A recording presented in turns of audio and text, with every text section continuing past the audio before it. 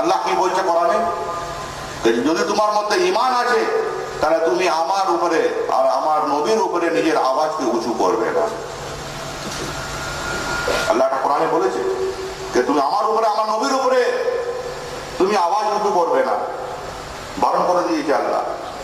তা আপনি আওয়াজ উঁচু করতে পারবেন না, কোরআন আপনি ইতিহাস করুন। আর দুনিয়ায় যত পীর মসজিদ এসছেন আর যত পীর মসজিদ আসবে, কিছু লোক রয়েছে, কিছু গুমরাহ ইনসান রয়েছে যে তারা আউন তুলবেই, তারা আউন তুলবে, কিচ্ছু করার নেই। এটা প্রথমের দিকে থেকে শুরু হয়ে গেছে, প্রথম থেকেই শুরু হয়ে গেছে। কোন নবীর উপরে আউল উঠেনি? কি ঈসা আলাইহিস সালামের উপরে আউল উঠেনি? ঈসা আলাইহিস সালামকে কি বলা হলো? দুনিয়াদার মানুষরা কি বললো? আজব এক জিনিস।